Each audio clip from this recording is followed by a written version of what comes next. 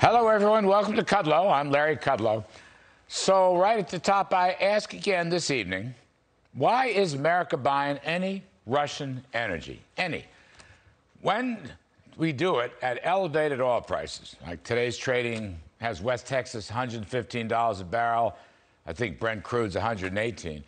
When we do that, we just lard Vladimir Putin's war machine with greater and greater profits.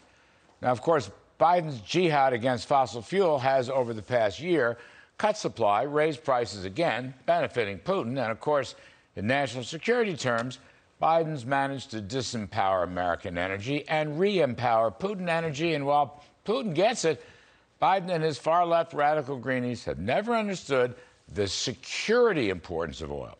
They just don't get it. Now, as in so many cases, it looks like ordinary American folks do get it. They're really much smarter. Guess what? A brand new Reuters Ipsos poll, 831 adults, shows that 80% of Americans believe the U.S. should stop buying Russian oil and gas. That's right. Save America. Listen to ordinary folks. They're smarter than the White House. Meanwhile, I'm going to just bet that Americans, in their wisdom, do not want this country to purchase oil from Iran. Okay? Iran. I'm just going to bet on that. And yet, during this Putin-Ukraine crisis on the front pages of all the media, almost in the dead of night, American diplomats are negotiating a new Iranian nuclear deal. Incredible. Iranian negotiators are saying a new nuclear deal with the U.S. is already done. The Russians are saying 24 to 48 hours.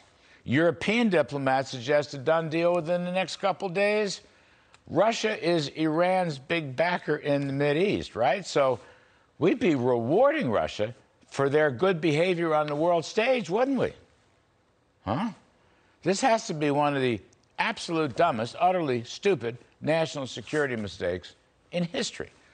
You know, Trump killed the deal a couple of years ago because Iran's lying and cheating like they always do. In fact, the Trump-Pence administration rightfully blew up Iran's top terrorist. That was Soleimani.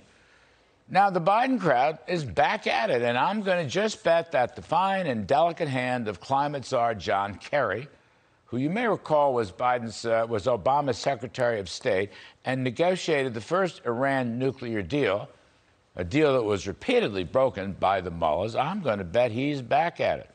The UN is reporting that Iran has 33.2 kilograms, or roughly 73 pounds, of 60% enriched materials as of Feb 19.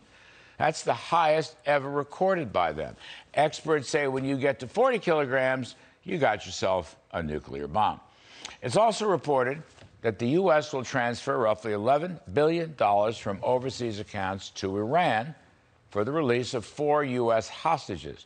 It is also reported that a variety of economic sanctions on Iran that were put in place by the Trump administration will be lifted. And, of course, that means oil. Besides terrorism, Iran's only other export, as far as I can tell, is oil.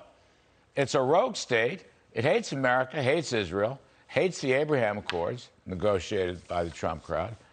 Essentially, Biden and Kerry, and whoever else is engaged in this, will be choosing Iran over the Abraham Accords and over our greatest ally in the world, that being Israel.